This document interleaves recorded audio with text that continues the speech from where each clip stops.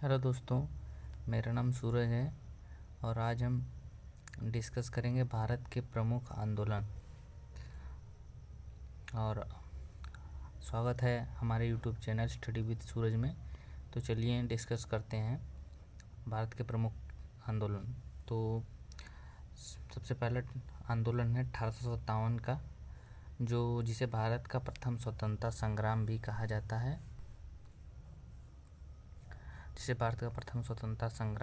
जाता है। और यह ब्रिटिश शासन के विरुद्ध एक सशस्त्र विद्रोह था। यह विद्रोह 2 वर्षों तक भारत के विभिन्न क्षेत्रों में चला। इस विद्रोह का आरंभ छावनी क्षेत्रों में छोटी झड़पों और आगजनी से हुआ था और आगे चलकर इसने एक बड़ा रूप ले लिया था। यह मार्च 1857 को बैरकपुर के पश्चिम बंगाल में हुआ था। तो ये पश्चिम बंगाल में हुआ था, जो मतलब उस समय का बंगाल था, ठीक है। वहाँ पे यह विद्रोह हुआ था और इसे भारत का प्रथम स्वतंत्रता संग्राम भी कहा जाता है। और यह इसका कारण था कि 1856 में सरकार ने पुराने लोहे वाली बंदूक क्राउन ब्रेन्स के स्थान पर नवीन इनफील्ड राइफल्स के प्रयोग का निर्णय लिया था। इसका प्रशिक्षण अंबाला, सियालकोट आदि में दिया जाना था और इस नए राइफल में कारतूस के ऊपरी भाग को मुंह से काटना पड़ता था। और यह बंगाल की सेना में अफवाह फैल गई कि यह चर्बी वाले कारतूस गाय में और सूअर की चर्बी से बने हुए हैं। तो इसी अफवाह की वजह से 1857 का विद्रोह हुआ था।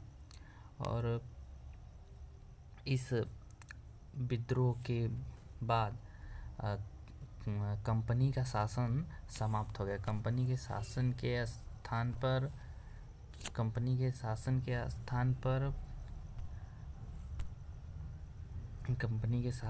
स्थान पर यहाँ पे अब सीधे क्राउन का शासन स्थापित हो गया था। क्राउन जो सीधे ब्रिटिश यानी इंग्लैंड से सीधा शासन भारत पर प्रारंभ हो गया था। यह 1858 से हुआ था।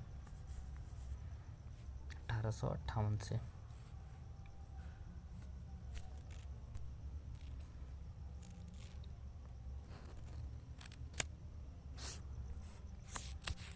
और अगला देखते हैं नील विद्रोह 19वीं शताब्दी के लगभग मध्य से लेकर भारत के स्वतंत्रता प्राप्ति तक अंग्रेजों के विरुद्ध अनेक किसान हुए, जिसमें नील विद्रोह प्रमुख था। नील विद्रोह भी पश्चिम बंगाल में ही हुआ था। यह किसान आंदोलन पावना, दक्कन, इसमें से पावना विद्रोह लगभग, जिसमें देखिए पावना विद्रोह 1873 में पावना विद्रोह। और इसमें एक है जो यहाँ पे है दक्कन के दंगे, जैसे देख लीजिए यहाँ पे दक्कन लिखा हुआ, ये 1875 में हुआ था, ठीक है।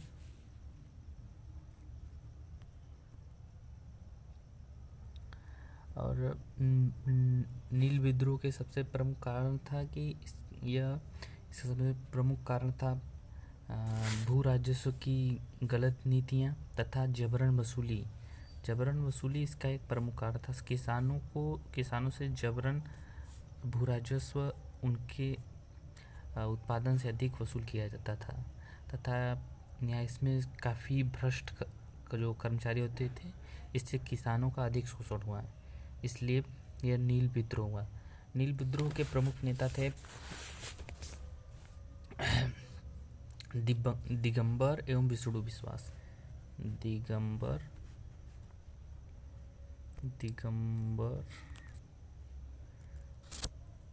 एवं विष्णु विश्वास। विष्णु विश्वास।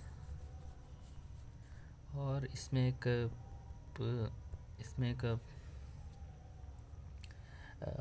एक और लेखक का नाम आता है, उनका नाम है दीनबंधु।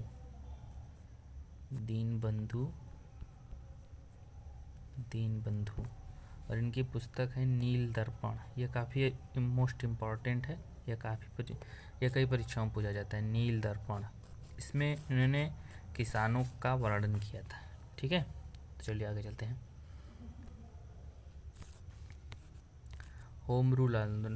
होम रूल आंदोलन यह ब्रिटिश आयरलैंड की एनी बेसेंट और तिलक, बाल गंगाधर तिलक के तत्वाधान में इसका प्रारंभ किया गया था। और एनी बेसेंट का जो क्षेत्र था, होम रूल का जो क्षेत्र था, होम रूल का, वो मद्रास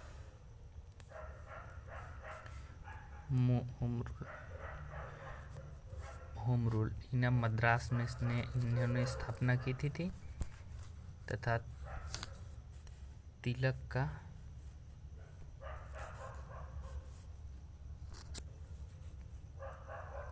मुंबई नागपुर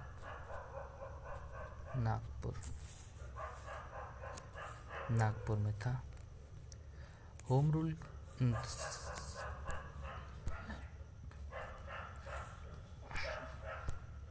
होम रूल से तात्पर्य होता है होम रूल, जैसे कि शब्द इसमें होम माने घर, रूल माने नियम, मतलब घर का नियम।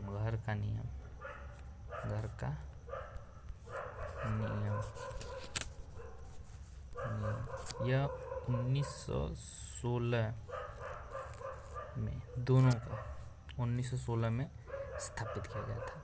और ये जो अगस्त और ये इसका डेट नहीं, बस 1916 अब याद कर लेंगे, अब इनफ हो जाएगा। ठीक है, तो चलिए चलते हैं।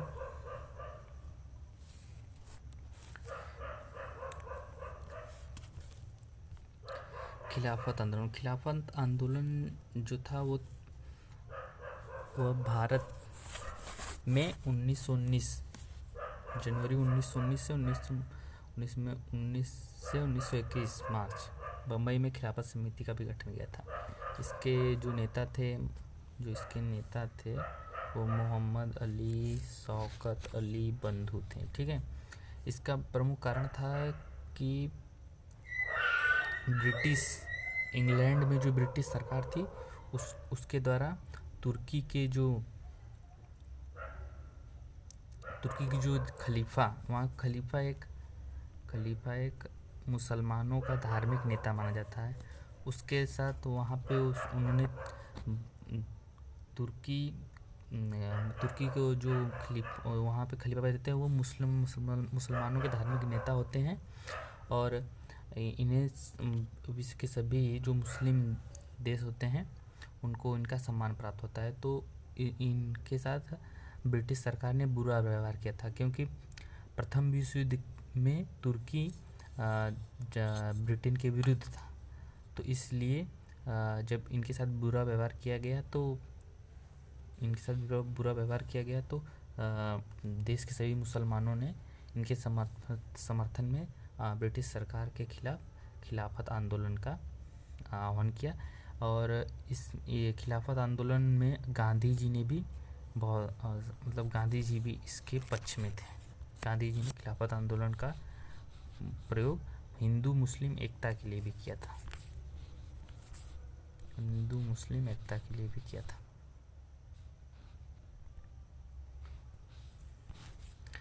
और यह 1919 में खिलाफत आंदोलन 1919 में प्रारंभ हुआ था और लगभग ये 1924 तक चला था। ठीक है, ये असहयोग आंदोलन से ज़्यादा समय तक चला था।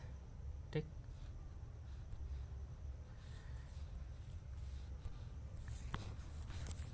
असहयोग आंदोलन देखिए, असहयोग आंदोलन सितंबर 1920 से फरवरी 1922 के बीच महात्मा गांधी तथा भारतीय राष्ट्रीय कांग्रेस के नेतृत्व में असहयोग आंदोलन की शुरुआत हुई थी, जिसे भारत का प्रथम स्वतंत्रता संग्राम जिसे भारतीय स्वतंत्रता आंदोलन में एक नई जागृति प्रदान की।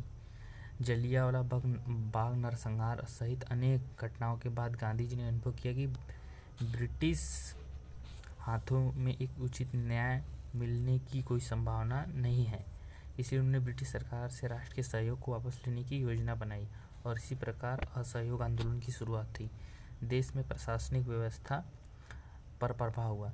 यह आंदोलन अत्यंत सफल रहा क्योंकि इसमें लाखों भारतीयों को प्रोत्साहन मिला। इस आंदोलन से ब्रिटिश अधिकारी हिल गए और इस आंदोलन की जो समाप्ति हुई थी वह उत्तर प्रदेश के गोरखपुर में 1922 में। आंदोलन की समाप्ति 1922 में गोरखपुर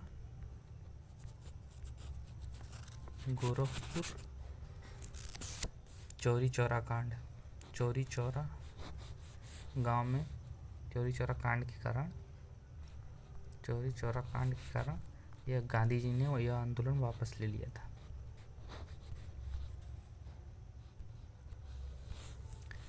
पूर्ण स्वराज की मांग 1919 में कांग्रेस के अधिवेशन में की गई थी। यह पूर्ण स्वराज की मांग 31 दिसंबर 1919 को कांग्रेस के लाहौर अधिवेशन में जवाहरलाल नेहरू की अध्यक्षता में प्रस्ताव पारित करके भारत के लिए पूर्ण स्वराज की मांग की गई थी। नेहरू ने कहा था कि हमारा लक्ष्य सिर्फ स्वाधीनता प्राप्त करना है। पूर्ण स्वराज का मतलब कि पहले भारत को डोमिनियन स्टेट, जो उस समय के कनाडा डोमिनियन स्टेट का दर्जा, इससे पहले जो डोमिनियन स्टेट का दर्जा भारत चाहती थी, लेकिन 1929 के लाहौर अधिवेशन में जवाहरलाल नेहरू की अध्यक्षता में पूर्ण स्वराज पारित किया गया। पूर्ण स्वराज पारित किया गया और इसने यहाँ पे जो 1929 में रावी तट पे इन्होंने भारत का झंडा भी फहराकर पूर्ण स्वराज की मांग को महत्व प्रदान किया था। ठीक है। सविनय अवज्ञा आंदोलन ब्रिटिश साम्राज्यवाद के विरुद्ध भारतीय राष्ट्रीय कांग्रेस द्वारा चलाए गए जन आंदोलन में से एक था। 1929 ईस्वी तक भारत के ब्रिटेन के इरादों पर शक होने लगा कि वह औपनिवेशिक स्वराज प्रदान करने की अपनी घोषणा पर अमल करेगा कि नहीं। भारतीय राष्ट्रीय कांग्रेस ने लाहौर अधिवेशन 1929 में घोषणा कर दी कि उसका लक्ष्य भारत के लिए पूर्ण स्वाधीनता प्राप्त करना है। 6 अप्रैल 1930 को प्रातःकाल के बाद महात्मा गांधी ने समुद्र तट पर नमक बनाकर नमक कानून को भंग किया। यही सविनय अवज्ञा आंदोलन की शुरुआत हुई। सविनय अवज्ञा आंदोलन 1929 में इसकी शुरुआत हुई और यह लाहौर अधिवेशन में इसको पारित कर दिया गया था। और यह सविनय अवज्ञा आंदोलन से प्राप्त है कि वह निवेदन के साथ सरकार के कानूनों का सम्मान न करना। ठीक है। सविनय अवज्ञा आंदोलन का, और यह 2 चरण में हुआ था। एक बार इसको 1931 में गांधी इरविन समझौता के माध्यम से इसे वापस ले लिया गया था और फिर इसे जब वापस आएगा 1931 में द्रुति गोल में सम्मेलन में भाग लेने के बाद से जब वापस आए गांधी जी ने, तो इसे सविनय अवज्ञा आंदोलन को पुनः शुरुआत की गई। ठीक है। तो इसके नेता जो हैं इसमें खिलाफत के मौलाना बंधु एवं शौकत अली थे। ठीक है। और जो असहयोग के प्रमुख नेता अगर देखा जाए तो भी वो गांधी जी थे। सविनय अवज्ञा आंदोलन के भी गांधी ही जी थे प्रमुख नेता। ठीक है। नमक सत्याग्रह, दांडी मार्च। देखिए, सविनय अवज्ञा आंदोलन की शुरुआत नमक सत्याग्रह या दांडी मार्च से हुई है। तो चलिए देखते हैं क्या है। दांडी मार्च, जिसे नमक मार्च या दांडी मार्च के रूप में भी जाना जाता है, जो सन 1930 को महात्मा गांधी द्वारा अंग्रेजों के नमक के ऊपर कर लगाने के कानून के विरुद्ध किया गया सविनय और कानून भंग कार्यक्रम था। यह ऐतिहासिक सत्याग्रह गांधी जी समेत 78 लोगों द्वारा अहमदाबाद के साबरमती आश्रम के समुद्र तटीय गांवों के पैदल यात्रा करके 6 अप्रैल 1930 को नमक में हाथ लेकर नमक विरोधी कानून का भंग किया गया। भारत में अंग्रेजों के शासनकाल के समय नमक उत्पादन और विकास में बड़ी मात्रा में कर लगा दिया और नमक जीवन के लिए जरूरी होने के कारण भारतवासियों को इस कानून को मुक्त करने का अपने अधिकार दिलवाने हेतु यह सविनय अवज्ञा का कार्यक्रम आयोजित किया। कानून भंग करने के बाद सत्याग्रहियों ने अंग्रेजों की लाठियां खाई परंतु पीछे नहीं हटे। 1930 को गांधी जी ने इस आंदोलन को चालू किया। इस आंदोलन में लोगों ने गांधी के साथ पैदल यात्रा की और जो नमक पर कर लगाया गया था उसका विरोध किया। इस आंदोलन में कई नेताओं को गिरफ्तार किया गया। यह आंदोलन पूरे 1 साल तक चला और 1931 को गांधी इरविन समझौता के बीच यह समझौता खत्म हो गया। इस आंदोलन से सविनय अवज्ञा आंदोलन की शुरुआत हुई। इस आंदोलन में संपूर्ण देश में अंग्रेजों के खिलाफ व्यापक जन संघर्ष जन्म दिया। ठीक, नमक सत्याग्रह यह सविनय अवज्ञा आंदोलन का ही भाग था। ठीक है, और इस आंदोलन का प्रभाव यह हुआ कि जो 1931 में गांधी इरविन समझौता हुआ उसमें भारत के समुद्र तटीय इलाकों में नमक कर से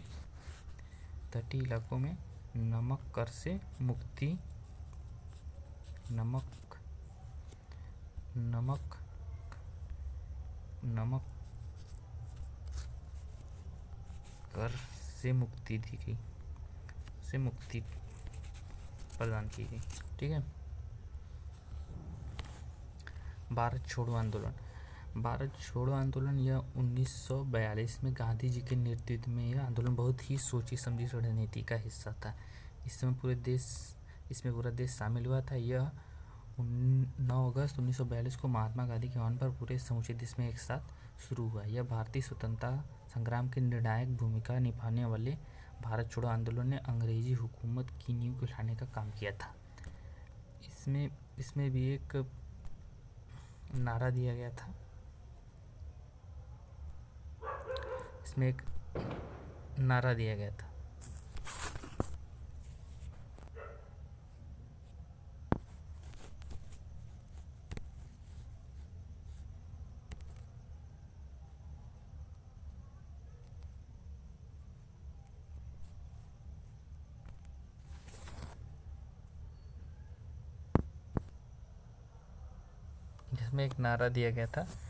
भारत छोड़ो आंदोलन में जिसे करो या मरो का नारा दिया गया था। इस समय यह आंदोलन क्यों शुरू किया था? क्योंकि इसमें सेकेंड वर्ल्ड विश्व युद्ध हो रहा था, विश्व युद्ध चालू था। ठीक है,